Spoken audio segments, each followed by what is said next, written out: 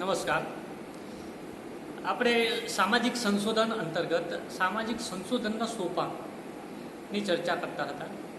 જે અંતર્ગત આપણે સામાજિક સંશોધનના સોપાનોમાં સંશોધન યોજના, સંશોધન વિષયની પસંદગી, સમસ્યા, પ્રશ્નની પસંદગી, માહિતીનું એકત્રીકરણ, માહિતી વિશ્લેષણ, માહિતી વર્ગીકરણ, માહિતીની રજૂઆત, અહેવાલના સંદર્ભમાં વગેરે બાબતોની ચર્ચા કરી રહ્યા છે. આ જ વિષયમાં આપણે આગળ વધતા સંશોધન યોજના અંતર્ગત સંશોધનના સંદર્ભમાં સામાજિક સંશોધન કેવા હેતુઓને અનુરૂપ કરવામાં આવે છે, કે સામાજિક સંશોધનના કેવા કેવા હેતુઓ હોઈ શકે, તે સંદર્ભમાં આજે આપણે ચર્ચા કરવા જઈ રહ્યા છીએ. સામાજિક સંશોધનનો હેતુ એ હકીકતોના સંદર્ભમાં વૈજ્ઞાનિક જ્ઞાન પીરસવાનો જોવા મળે છે. કે જે હકીકતો કે જે વાસ્તવિક ઘટનાઓ છે, એ ઘટનાઓના સંદર્ભમાં સામાજિક સંશોધન એ જ્ઞાન પીરસવાનું કાર્ય કરતું હોય તેવું જોવા મળે છે. અને એ જ સંદર્ભમાં આપણે આગળ વાત કરીએ તો જે માનવીય સંબંધો છે, એ માનવીય સંબંધોના સંદર્ભમાં જે માહિતી છે, વાસ્તવિક ઘટનાઓ છે, એ માહિતી અને વાસ્તવિક ઘટનાઓની વિશ્વસનીયતાને આધારે એ માહિતીનું એકત્રીકરણ કરવામાં આવે છે અને એના ઉપરથી યથાર્થતા તારણ સામાન્યકરણ કરી સિદ્ધાંતો સ્થાપવાનું કાર્ય થતું હોય તેવું જોવા મળે છે. પોલિંગ યંગ નામના જે વિદ્વાન છે, એ વિદ્વાન સામાજિક સંશોધનના નીચેના મુખ્ય 3 પાસા સંબંધી ધ્યેયો કે હેતુઓની ચર્ચા કરતા હોય તેવું જોવા મળે છે. જેમાં 1 નંબર છે જે હકીકતોની શોધ અને ચકાસણી કરવી, બીજું છે હકીકતો વચ્ચેનો સંબંધ તપાસવો અને સિદ્ધાંત સ્થાપવો. મીન્સ કે અહીંયા જે વાસ્તવમાં જે હકીકત બની ગઈ છે, જે વાસ્તવિક ઘટનાઓ છે, એ ઘટનાઓના સંદર્ભમાં એની ચકાસણી કરવામાં આવે છે. એ હકીકતોની ચકાસણી કરી એના જે સંબંધો હોય છે, વાસ્તવિક ઘટનાઓના કઈ પ્રકારના સંબંધો જોવા મળે છે, કોની સાથે સંબંધિત જોવા મળે છે, એ બાબતોને ચકાસવામાં આવતી જોવા મળે છે. અને છેલ્લે એ બાબતોમાં જે માહિતી એકત્રીકરણ કરવામાં આવે, એ ઘટનાઓને જે વાસ્તવિક બાબતોની જે માહિતી છે, માહિતીનું એકત્રીકરણ કરી એને સામાન્યકરણ કરી અને છેલ્લે એમાંથી સિદ્ધાંત સ્થાપવાનું કાર્ય થાય છે. એના જે તારણો આવે છે, એ તારણોની યથાર્થતા, ઉપયોગિતાના સંદર્ભમાં રજૂઆત જોવા મળે છે. એ જ બાબતમાં આગળ વાત કરીએ તો એની વિગતવાર ચર્ચામાં જોઈએ તો હકીકતોની શોધ અને ચકાસણી એનો મુખ્ય હેતુ જોવા મળે છે. તે કે નવી સામાજિક હકીકતો શોધવી તથા જે જૂની હકીકતો છે, એ હકીકતોની ચકાસણી કરવી, એ સામાજિક સંશોધનનો હેતુ જોવા મળે છે. તેનું પરીક્ષણ કરવું સામાજિક સંશોધનનો હેતુ છે. આ જે હકીકતો છે, હકીકતોનું પરીક્ષણ કરવાનો પણ સામાજિક સંશોધનનો હેતુ જોવા મળે છે. સંશોધનમાં હકીકતોને એકબીજાથી અલગ સ્વરૂપે લક્ષમાં લેવામાં આવતી નથી, પરંતુ હકીકતો એકબીજા સાથે કેવી રીતે સુસંગત જોવા મળે છે, શું સંબંધ ધરાવે છે, તે માની તેનું નિરીક્ષણ કરવામાં આવતું જોવા મળે છે.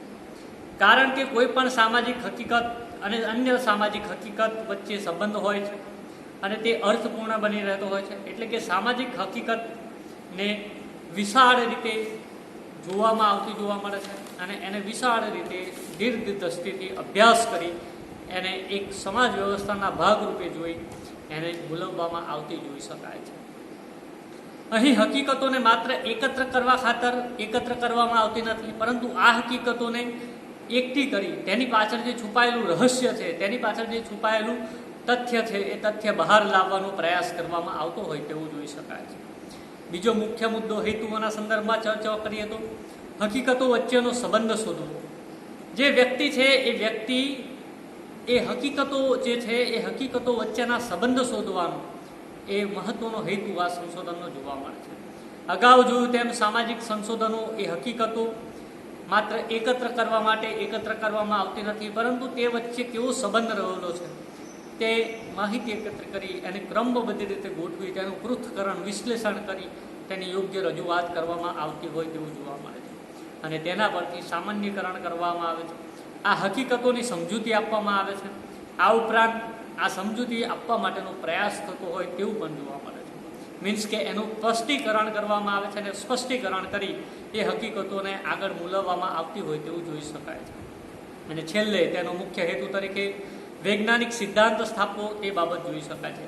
સામાજિક સંશોધનનો અંતિમ હેતુ એ જે તે માહિતી એકત્રીકરણ કરવામાં આવી છે, એ માહિતી એકત્રીકરણ કરી એ માહિતીનું પૃથ્થકરણ વિશ્લેષણ કરી અને સામાન્યકરણ કરવામાં આવે છે. અને સામાન્યકરણ કરી એ સામાન્યકરણનો સિદ્ધાંત જે નિદર્શ પસંદ કરવામાં આવે, જે નમૂનો પસંદ કરવામાં આવે છે, નમૂના કે પ્રતિનિધિ જે ઉત્તરદાતાઓ છે એ જે તારણો મેળવ્યા એ તારણો એ સમગ્ર પર, કોઈ એક ભાગ પર નહીં પરંતુ એ સમગ્ર પર કેવી રીતે લાગુ પડે છે એ બાબત દર્શાવવામાં આવે છે. એની ઉપયોગિતાના સંદર્ભમાં દર્શાવવામાં આવે છે. મીન્સ કે એનો સિદ્ધાંત સ્થાપવામાં આવે છે અને સિદ્ધાંતની યથાર્થતા ચકાસવામાં આવે છે. જે વૈજ્ઞાનિક ઉપકરણો છે એ વૈજ્ઞાનિક ઉપકરણો વિકસાવવા અને વૈજ્ઞાનિક ઉપકરણો વિકસાવવા એમ આ સંશોધનનો સિદ્ધાંત પણ વિકસાવવામાં આવતો હોય આવી રીતે એવું જોઈ શકાય. આજ સાથે આપણે આગળ સામાજિક સંશોધનના ઉપયોગો કે મહત્વ શું છે તેની પણ ચર્ચા કરીએ તો સામાજિક સંશોધનનું મહત્વ એ બે રીતે કરી શકાય. એક તો તેની યથાર્થતાને આધારે સંશોધનનું મહત્વ આંકી શકાય અને બીજી બાજુ સંશોધનનું મહત્વ તેની ઉપયોગિતાને આધારે આંકવામાં આવે તેવું જોવા મળે છે. જે તે સંશોધનથી સમાજને શું ફાયદો થાય છે અથવા તો સમાજનો એમાં શું લાભ સમાયેલો છે, આ ઉપરાંત બજારમાં શું કિંમત છે, આ બધા જ સંદર્ભમાં સમાજ ઉત્કર્ષના સંદર્ભમાં આ બધા સંશોધન થતા હોય તેવું જોવા મળે. કારણ કે આ જે સંશોધન થાય છે એ સંશોધન ઉપયોગી સંશોધન છે. ઉપયોગિતા મૂલ્યમાં સમાયેલું જોવા મળે છે. સંશોધન વ્યવહારમાં કેટલું ઉપયોગી જોવા મળે છે એને આધારે તેને તારવવામાં આવતું હોય તેવું જોઈ શકાય છે. આમ સામાજિક સંશોધનનું મહત્વ નક્કી કરતા વખતે મુખ્ય બે માપદંડ ધ્યાનમાં લેવામાં આવે છે, જેમાં એક છે એ ઉપયોગિતા મૂલ્યના સંદર્ભમાં અને બીજું છે એ યથાર્થતાના મૂલ્યના સંદર્ભમાં માપવામાં આવતું હોય તેવું જોઈ શકાય છે. અને માટે જ ગુડે અને હટ્ટ નામના વિદ્વાન છે એ કહે છે કે બંને માપદંડોને લક્ષમાં લઈને સામાજિક સંશોધનનું મહત્વ વિશે વિચાર કરવો જોઈએ. આ દ્રષ્ટિથી સામાજિક સંશોધનો સામાન્ય ઉપયોગો અને મહત્વ દર્શાવતા હોય તેવું જોઈ શકાય છે. ગુડે અને હટ્ટના આ જે નિયમો અથવા તો આ જે વિચારસરણીને અનુલક્ષીને એના મહત્વને જુદા જુદા વિભાગોમાં જુદા જુદા મુદ્દાઓમાં રજૂઆત કરવામાં આવેલી છે, જેની આપણે ચર્ચા કરીએ તો સંશોધન એ કયા કયા બાબતોને અસર કરી શકે છે, તો કઈ કઈ બાબતમાં ઉપયોગિતા ધરાવે છે એ જ સંદર્ભમાં આ જે મુદ્દાઓને વહેંચવામાં આવેલા છે. જેમાં પ્રથમ મુદ્દા તરીકે આપણે વિજ્ઞાનના વિકાસમાં ફાળો. જે સંશોધન છે એ સંશોધન એ વિજ્ઞાનના વિકાસમાં ફાળો આપે છે. સામાજિક સંશોધનના તારણો, એના અર્થઘટનો અને અન્ય સામાજિક બાબતો જે પણ આ બાબતમાં વિકાસ પામવાથી, સંશોધન થવાથી, નવી શોધખોળ થવાથી, નવા નિયમો કે સિદ્ધાંત સ્થાપવાથી એ ઉપયોગી બનતા હોય તેવું જોઈ શકાય છે. કારણ કે તે અલગ અલગ બાબતોને એકત્ર કરી, માહિતી એકત્રીકરણ કરી, એના નિરીક્ષણના કાર્ય દ્વારા એમાંથી તારણો મેળવી, સામાન્યકરણ કરી અને સિદ્ધાંત સ્થાપવામાં આવે છે. અને જે સિદ્ધાંત એ સમગ્ર બાબત અથવા તો સમગ્ર સમષ્ટિ માટે ઉપયોગી થતો હોય તેવું જોઈ શકાય છે. આમ સામાજિક સંશોધન દ્વારા જે પ્રવર્તમાન સિદ્ધાંત હોય એ પ્રવર્તમાન સિદ્ધાંતને પણ વિસ્તૃત રીતે વિસ્તારવાનું કાર્ય પણ હાથ ધરવામાં આવતું હોય તેવું જોવા મળે છે. જે આવતી પેઢી છે એ આવતી પેઢીને વૈજ્ઞાનિક તાલીમ પૂરું પાડવાનું પણ કાર્ય સંશોધન દ્વારા થતું હોય તેમ જોવા મળે છે. જેમાં વાત કરીએ તો સામાજિક સંશોધન અંગેનું પદ્ધતિશાસ્ત્રીય જ્ઞાન નવા સંશોધન કાર્યકરોને વૈજ્ઞાનિક તાલીમ પૂરી પાડવાનું કાર્ય કરે છે. આ સાથે સાથે તેમને નવી સૂઝ આપે છે કે નવા સંશોધન કરવા માટે એક પ્રેરક બળ તરીકે એક માર્ગદર્શકરૂપ સાબિત થતું હોય તેવું જોઈ શકાય છે. આ ઉપરાંત ભવિષ્યમાં જે ભવિષ્ય કથનો કરવામાં આવતા હોય તેમાં પણ આ મહત્વનું જોવા મળે છે. ભવિષ્યની અટકળોના સંદર્ભમાં, ભવિષ્યમાં જે બનવાની ઘટનાઓ સંદર્ભમાં દિશા સૂચન કરવાનું કાર્ય પણ આ સામાજિક સંશોધન કરતું હોય તેવું જોઈ શકાય છે. સામાજિક સંશોધનો સમાજ જીવનને લગતા ભવિષ્ય કથનો કરવામાં ઉપયોગી બને છે. કેટલાક સામાજિક સંશોધનો સામાજિક પ્રવાહોને લગતા જોવા મળે છે. આવા સંશોધનો પ્રવાહ અભ્યાસો તરીકે ઓળખાય છે, જેને આપણે ટ્રેન્ડ કહીએ છીએ. જે ટ્રેન્ડ ચાલી આવતો હોય એ ટ્રેન્ડના સંદર્ભમાં હોય અને સામાજિક ઘટનાઓના સંદર્ભમાં, વર્તમાન પરિસ્થિતિના સંદર્ભમાં ભવિષ્યમાં શું પરિસ્થિતિ સર્જાશે એ બધી બાબતો સાથે સુસંગત જોવા મળતું હોય તેવું બને છે. આ ઉપરાંત બીજા મુદ્દાની વાત કરીએ તો વ્યવહારુ સમસ્યાઓને નિયંત્રિત કરવામાં ઉપયોગી. સામાજિક સંશોધનો વ્યવહારુ જે નિયમનો છે એ નિયમનો કે જે સમસ્યાઓ છે એ સમસ્યાઓને નિયંત્રિત કરવાની બાબતમાં ઉપયોગી બનતી જોવા મળે છે. સંશોધન કાર્યોના જે તારણો આવે, અર્થઘટનો આવે એ અર્થઘટન વ્યવસાયિક કાર્યક્રમો નેતાઓ માટે ઉપયોગી બની શકે. કાર્યવાહક સંચાલકો, સમુદાયની વિભિન્ન કમિટીઓ વગેરે માટે આ જે તારણો છે તારણો ઉપયોગી બનતા હોય તેવું જોવા મળે છે. આ સાથે બીજા મુદ્દાની ચર્ચા કરીએ તો વાસ્તવિક વસ્તુલક્ષી રીતે સમજાવવામાં ઉપયોગી બને. જે વાસ્તવિકતા છે એ વાસ્તવિકતાને વસ્તુલક્ષી રીતે સમજાવવામાં આ જે તારણો છે એ તારણો ઉપયોગી બનતા જોવા મળે. કારણ કે સામાન્ય જનતાને એક નાગરિક તરીકે આધુનિક જટિલ સમાજમાં અનુકૂલન સાધવાનો પ્રશ્ન મૂંઝવતો હોય છે. સામાજિક સંશોધનો સામાજિક જીવનનું વસ્તુલક્ષી વર્ણન પૃથ્થકરણ કરે છે અને સામાજિક સંશોધનો આવા જે અહેવાલો પ્રગટ કરે છે તે વાચક વર્ગને વાંચીને પ્રત્યક્ષ પરોક્ષ રીતે પણ ઉપયોગી બનતા હોય તેવું જોઈ શકાય. કારણ કે આવા સંશોધનો વૈજ્ઞાનિક અભિગમને ધ્યાનમાં રાખી રચવામાં આવેલા જોવા મળતા હોય અને તેના પરથી જે સિદ્ધાંત કે વિશ્વસનીયતા ભરેલું જે તારણ છે એ તારણ વાસ્તવિક ઘટના કે હકીકતોના અભ્યાસ પરથી બનેલું હોવાથી એ આ બધા જ જગ્યાએ ઉપયોગી બનતું હોય તેવું જોઈ શકાય. આ ઉપરાંત સામાજિક નીતિ ઘડતર આર્થિક આયોજનમાં પણ આ સિદ્ધાંતો ઉપયોગી બનતા હોય તેવું જોઈ શકાય છે.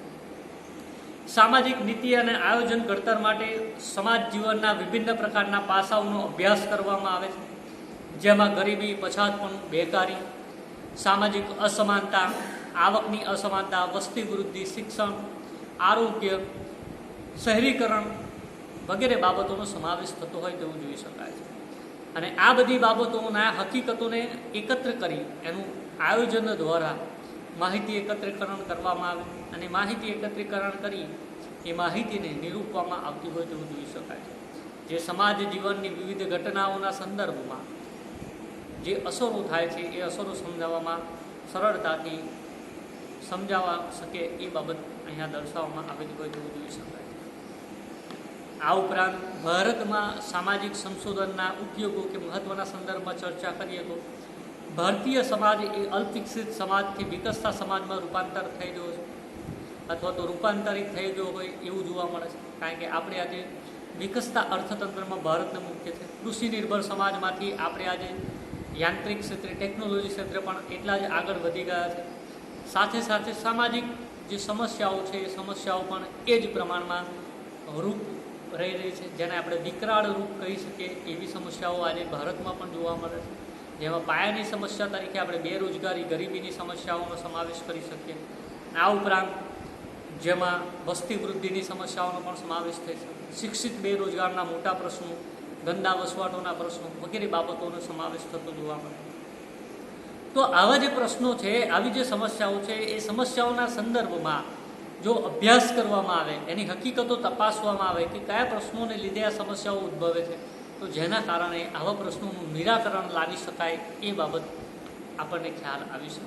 અથવા તો તેના આ સમસ્યાઓના સમાધાન માટે આપણે આવા સર્વેક્ષણો દ્વારા, આવા સંશોધન દ્વારા એના તારણો મેળવી અને એના ઉપાયો શોધવા માટે આગળ વધી શકાય અથવા તો એના ઉપાયોના તરફમાં કેવા પગલાં લઈ શકાય એ બાબતનો આપણને ખ્યાલ આવી શકે. ભારત સરકારનું શિક્ષણ ખાતું, Indian council of social research science, university grant commission વગેરે દ્વારા જે આવી સામાજિક સંશોધનો, સામાજિક વિજ્ઞાનના જે બાબતો છે એ વિવિધ પાસાઓને લગતા અભ્યાસો કરવા માટે પણ મદદરૂપ થતી હોય તેવું જોઈ શકાય છે. અને જે સંદર્ભમાં જે સંશોધન થાય છે એ સંશોધન એ સમાજ ઉપયોગી બને એ બાબત પર ધ્યાન આપવામાં આવતું હોય તેવું જોવા મળે છે. આયોજિત સામાજિક પરિવર્તન માટે પણ ઉપયોગી જોવા મળે છે.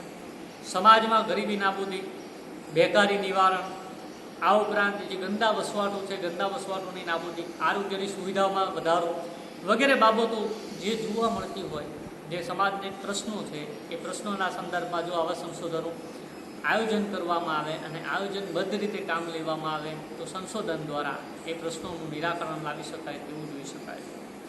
આયોજન માટે જરૂરી માહિતી પૂરી પાડવામાં પણ આવા સંશોધન ઉપયોગી બનતા હોય છે. કોઈ પણ પ્રકારના આયોજનના સંદર્ભમાં આવા જે સંશોધનો છે એ સંશોધનો એ માહિતી પૂરી પાડતા હોય તેવું જોવા મળે છે અને જે સંદર્ભમાં એ બાબત યથાર્થતા દર્શાવે છે.